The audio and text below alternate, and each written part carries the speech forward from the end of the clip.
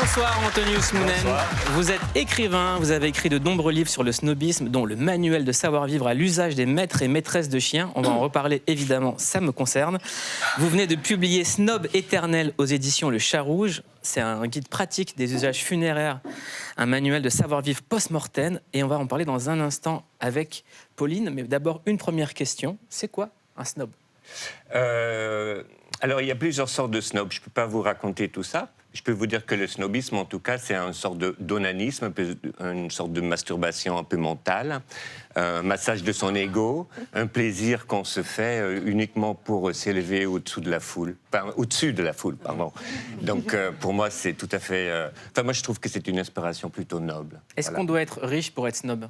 Pas du tout. Il y a des snobismes qui ne coûtent pas cher. Par exemple, vous pouvez très bien snobber les produits importés de Chine, ça ne vous coûte rien. Vous pouvez faire un snobisme qui s'appelle le name dropping, c'est-à-dire vous parsemez la conversation avec des noms célèbres, des grandes marques, etc. Ça ne coûte rien non plus. Donc voilà. Et puis en plus, on peut faire quelque chose qui, en Angleterre, ça s'appelle l'understatement. C'est un snobisme, c'est un peu l'anti-snobisme. Qui est à peu près inconnu en France, dans tous les pays latins, orientaux, ils ne comprennent pas très. C'est justement faire le contraire de ce qu'on attend de vous. Donc, par exemple, c'est le lord anglais qui dit, sa fille lui prend la tête en disant « Mais papa, pourquoi tu t'habilles pas chic et tout ?» Et le lord lui dit « Mais attends, ici dans mon comté, tout le monde me connaît, donc pourquoi faire un effort ?» Et puis quand je vais à Londres, ben là, personne ne me connaît non plus. Donc, voilà. C'est qui pour vous la personne la plus snob du monde ? Moi, j'ai trouvé que Karl Lagerfeld était pas mal.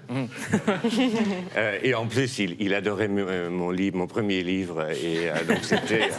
C'est bien parce que c'est une battle de snobs. Ah ouais, oui. Et non, pour moi, ça reste quand même un exemple. Voilà. Pauline, le livre. Et là, vous nous enseignez avec ce dernier livre, Snob éternel, l'étape ultime du snobisme, c'est comment mourir de manière snob, en fait, de manière la plus élégante. Et vous prenez comme référent, évidemment, Karl Lagerfeld, toujours très tragique, dramatique.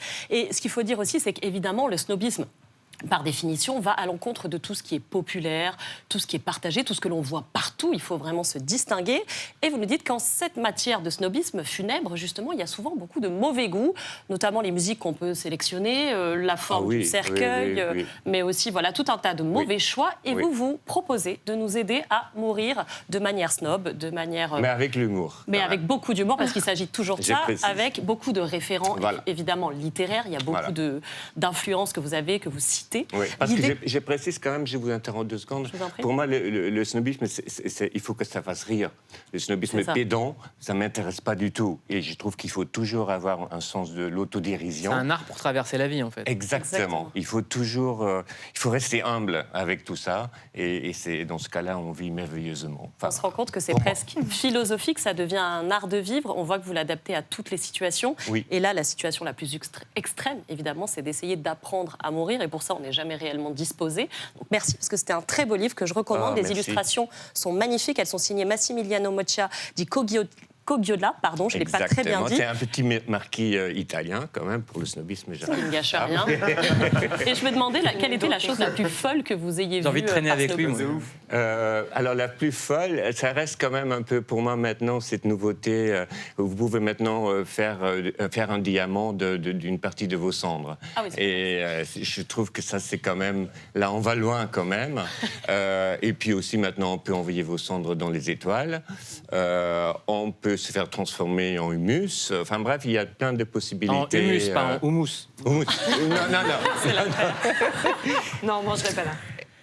Pourquoi Alors, moi, j'ai vu une étude qu'une marque de préservatifs a communiquée dans quelques médias. 1 homme sur 8 apporterait des préservatifs à un enterrement au cas où. Oui, ça ne m'étonne pas.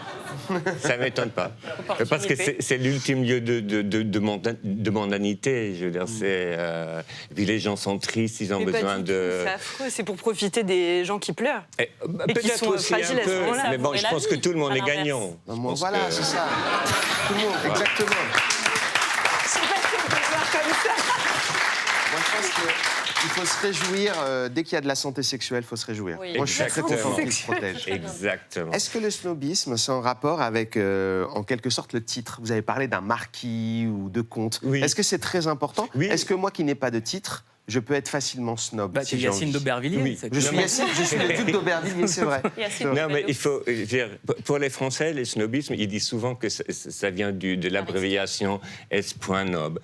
Et c'était pour les étudiants à Oxford et Cambridge qui n'avaient pas de titre de noblesse, donc sans noblesse et tout ça. Mais bon, ça c'est absolument faux, mais ça c'est une invention française. Je pense que les Français sont toujours en manque de titres, d'aristocratie, de monarchie même. Enfin, pour moi, étranger, quand j'observe les présidents français, pour moi, ils se comportent plus que des rois et des empereurs, même parfois, ou des petits princes. Je vois pas de qui vous parlez. Voilà. Non, mais bon, c'est étrange pour moi. C'est parce que moi, je viens des Pays-Bas, qui sont un royaume, et voilà. Donc voilà. Et qu'est-ce que je racontais? On ne sait pas. C'est ça personne ne sait. Donc les Français, ils disent que le snob, c'est une abréviation snobitat. En tout cas, merci beaucoup, Antonius Mounen. Votre livre Snob éternel est disponible aux éditions Le Chat Rouge et je vous le recommande très très fort. Merci.